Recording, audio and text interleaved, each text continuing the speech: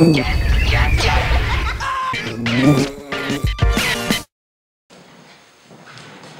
szybko, szybko. Prędko, prędko. Pokój dobro. Pokój dobro. Tak, zapytano nas o spowiedź wielkanocną. Mam czas Wielkiego Postu, a więc ten temat... Zbliżamy się do Wielkanocy i zapytano nas o spowiedź wielkanocną, czy jest ona obowiązkowa, bo ma być w okresie wielkanocnym. A co jeżeli ktoś nie czuje takiej potrzeby, by w tym okresie pójść do spowiedzi? No właśnie. Myślę, że są dwie sprawy, które tutaj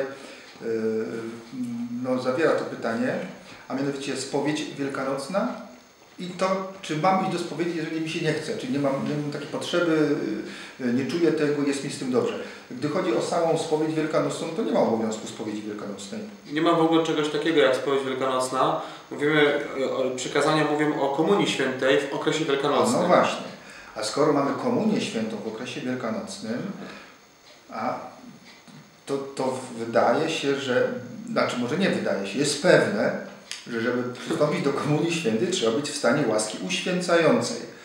A zatem, by być w stanie łaski uświęcającej, trzeba przystąpić do spowiedzi, jeżeli w naszym życiu pojawił się grzech ciężki lub śmiertelny. Bo ze spowiedzią to z kolei jest tak, że nam przekazanie mówimy raz do roku, by przynajmniej już raz w roku się wysprzątać, nawet jeżeli to są tylko grzechy lekkie, powiedzmy ktoś żyje tak, że nie ma grzechów ciężkich, to żeby przynajmniej raz w roku taką spowiedź odbyć dla formacji sumienia, dla jakiegoś uporządkowania pewnych spraw. Natomiast Komunia Święta Wielkanocna jest związana również z pewnym minimum.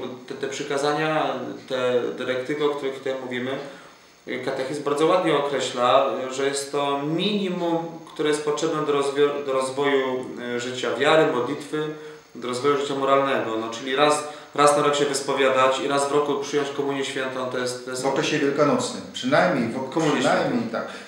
Raz w roku w okresie wielkanocnym. No tak, i ten okres wiadomo, że jest określony właśnie w ten sposób, ponieważ zmartwychwstanie jest najważniejszym świętem. To wokół świąt zmartwychwstania właściwie porusza się cała nasza wiara, no więc w tym okresie właśnie szczególnie katolik powinien przyjąć Komunię Świętą, ma przyjąć Komunię Świętą. Ale to o czym my mówimy, w ogóle katolik powinien Komunię Świętą przyjmować jak się tylko często da, bo znając wartość Komunii Świętej, no to w ogóle nie powinno być nawet do określania, no ale już to jest określone. To minimum jest określone, które musimy zrobić przynajmniej raz w roku, tak? W okresie wielkanocnym do Komunii Świętej należy przystąpić i teraz... No ale ktoś na przykład raz w roku ma się spowiadać, a nie czuje w ogóle potrzeby, no. Ale ja bym jeszcze wrócił o komunii, zanim przejdziemy do spowiedzi.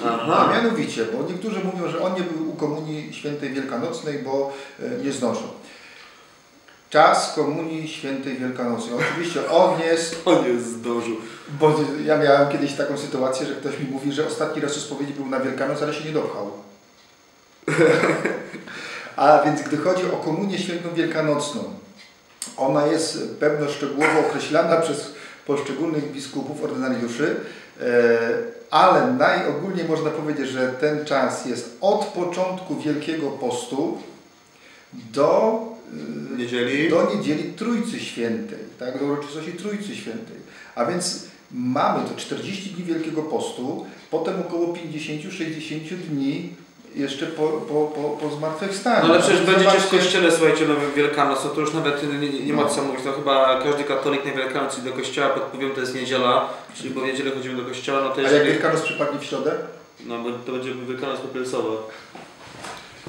A więc zobaczcie, ile czasu jest na tę Komunię Świętą Wielkanocną. To jest 80-90 dni, więc no już chyba naprawdę w tym czasie każdy z nas powinien wygospodarować chwilę, żeby do Komunii Świętej przystąpić, przyjść na prześwięt. No ja sobie nie wyobrażam innej możliwości. No jest. No jest możliwość inna, bo się zdarzają takie osoby, no tak. Możliwości. No. A sprawa jest jeszcze ostatnia, już tak na koniec, króciutko. Tego się nie da króciutko, no ale krótko mówiąc, co jak ktoś nie czuje.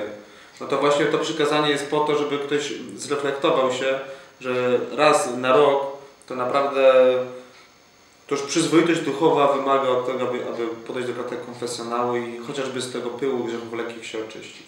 Bo cały czas my zapominamy o jednej rzeczy. Tak? No. O czym?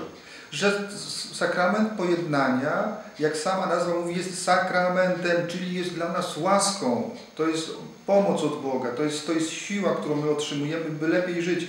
Jak może ktoś nie chcieć skorzystać z łaski od Pana Boga, łaski do lepszego życia? Tym jest sakrament pojednania.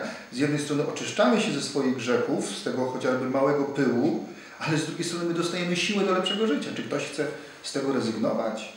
No jeżeli z tego rezygnuje, bo nie czuje potrzeby pomocy od Pana Boga, no to rzeczywiście... Jest już w niebie. Jest już w niebie. No. Tak. Pokój i dobro. Pokój i dobro. Trzecie akademickie Gorzkie-Żale. Przenikające Słowo Boże, jazzowe, elektroniczne i akustyczne aranżacje sprawią, że na nowo odkryjesz piękno nabożeństwa pasyjnego.